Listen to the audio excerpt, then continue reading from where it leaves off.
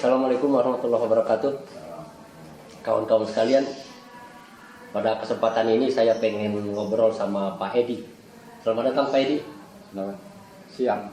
Selamat siang.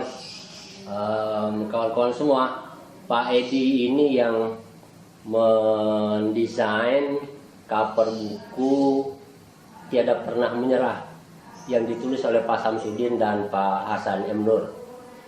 Kalau di mata saya covernya cakep sekali sebetulnya, tapi itu kan relatif sebetulnya. Saya tidak akan membicarakan ini bagus apa enggak Pak Edi. Saya pengen, Kalau bagi anak milenial belum tentu. bisa jadi ini bagus kata saya, tapi bagi anak-anak malah jelek, bisa sebaliknya gitu kan ya. Kalau ditanya ke ibu saya no comment. Nanti gitu kan ya. Saya justru pengen nanya yang lain gitu Pak Edi. Kebetulan kawan-kawan semua sama Pak Edi ini saya sudah kenal lama. Sejak dulu saya tahu dia ini suka saya sebut sebagai seni grafis. Saya sebut dia bisa gambar, tapi mungkin ada latar belakang gambar teknik barangkali, nggak tahu saya. Nah, saya pengen dapat cerita dari Pak Edi. Pak Edi kan bukan sekolah seni rupa, gitu kan Pak Edi ya? Sepengetahuan saya Pak Edi itu sekolah teknik, gitu. Waktu SMA itu namanya STM, sekolah teknik. Waktu mahasiswa teknik mesin. Teknik mesin. Kalau nggak salah juga mesin industri, mesin besar. Lah kok Pak Edi bisa gambar kayak gini tuh? Kalau gambar mesin masuk akal lah sama saya. Tapi Pak Edi kok bisa gambar indah gitu kan ya? Beautiful lah. Kira-kira kata anak sekarang beauty. Itu ceritanya gimana Pak Edi? Kok bisa begitu? Ya, secara konsep atau inspirasi, memang saya sehari-hari setiap saat itu senang melihat yang unik dan yang indah-indah. Jadi kita menghayati, misalnya sejak kecil saya biasa mengumpulkan kotak korek api. Dulu kan ada kotak korek api. Saya senang dengan kemasan. Iya, jadi bisa botol minyak wangi. Jadi saya seakan-akan sebagai kolektor, tapi enggak. Bukan maksud saya untuk mengkoleksi, tapi saya menikmati seperti itu. Iya. Nah, mungkin kalau sekarang saya coba pahami itu anak-anak yang kuliah di desain produk barangkali. Tapi ini lebih kepada artnya, pikir saya. Turun ke gambar buku kayak gini itu cantik. Itu gimana? Pikir saya lain itu ya. Jadi saya belum berbicara mengenai teknis dan alat apa yang harus digunakan. Ketika belum ada komputer, saya bisa melukis dengan tangan. Yang penting asalnya adalah Pak Edi itu punya apresiasi terhadap kesenian, katakan. Betul, ya. Terutama seni rupa. Ya. Jadi orang untuk menjadi desainer itu jangan merasa karena dia bisa menjalankan aplikasi tertentu untuk desain, kemudian dia merasa menjadi desainer. Bahkan orang seperti saya misalnya, seandainya tidak bisa menggunakan alat, apalagi menerapkan aplikasi, itu bisa menjadi desainer. Tetap dengan manual? Tidak. Oh tidak? Sebagai art director. Jadi art director. Saya duduk di belakang para ini. Desainer itu.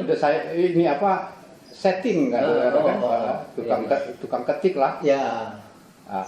Saya arahkan, ini harus begini, ini bentuknya begini. Kemudian saya coret-coret, seperti ini. Warna dirubah sedikit, latar belakang dicerahkan. Seperti itu. Jadi itulah kesalahkaprahan sekarang, sehingga karya-karya yang berbentuk produk dilempar ke pasar kemudian seperti kacangan, Karena sekarang karena ada alat dan aplikasi, orang Tapi merasa menjadi desainer semua. Tidak punya sense of keseniannya barangkali gitu ya. Tidak punya rasa seni. Iya. Gitu. Jadi saya selalu bilang orang yang bisa komputer belum tentu bisa jadi seniman seni. Gitu. Nah, tapi masalahnya sekarang orang merasa karena bisa menjalankan aplikasi itu kemudian merasa karya dia kemudian jadi baik dan layak dilempar ke pasar. Wait, Pak Edi, balik ke belakang lagi. Pak Edi menyenangi umpamanya kotak-kotak, kotak korek api, kotak bungkus rokok, umpamanya barangkali dulu itu kan ya. Sebetulnya hal yang sama juga saya miliki. Tetapi saya tidak turun menjadi bisa melukis, bisa menggambar. Betul. Apresiasi tetap ada. Nah, apa bedanya dengan Pak Edi yang kayak gitu? Ya, jadi saya menyenangi sesuatu, tapi hasrat saya untuk menciptakan yang lebih baik dari yang saya lihat itu ada. Oh, gitu. Sehingga saya mempelajari caranya, tekniknya. Iya. Kalau saya paling saya bisa mengcopy, meniru. Kira-kira itu kan, wah ini cakep, saya bisa juga bikin kayak gitu. Betul. Tapi tidak ada imajinasinya untuk membuat lebih baik. Kalau saya robah, umpamanya warnanya, malah jadi jelek. Betul. Gitu. Jadi itu menyangkut apa? Bukannya latihan aja, Pak Edi? Iya, jadi bakat seni itu bisa karena latihan. Lebih intens dia, lebih terasah. Iya. Nah, karena di dalam seni itu semua indah asal dilakukan secara tepat. Gitu. Maksud dilakukan secara tepat itu gimana? Nah, misalnya penempatan warna, penggunaan warna, kemudian pemilihan objek yang akan kita tuangkan di dalam bentuk misalnya karya seperti ini kan, gitu. Kemudian bentuk tulisan. Iya, kompleks lah. Iya, berarti kompleks. kalau di mata saya. Iya. Karena kompleksnya maka kalau saya sih seperti itu nggak bisa dipelajari loh, Pak. Iya, tapi bisa dilatih kan. Jadi kita memang tidak bisa dipelajari, tapi kita bisa. Artinya tidak ada rumusnya gitu kan ya. Untuk buku seperti ini jadi bagus itu rumusnya A tambah B, enggak begitu ya. Karena ini karya seni grafis, maka penilaiannya dari hati. Iya. Nah, kalau rumus-rumus itu kan dari otak ya. Iya. Gitu kan Nah, ya. Hati. Kemudian pertimbangan lain adalah karena seni juga sifatnya universal, kita harus mencari roh atau benang hijau dari universalitasnya itu. Okay. Sehingga yang melihat bisa menikmati. Iya. Begitu, bisa menikmatinya juga. Baik.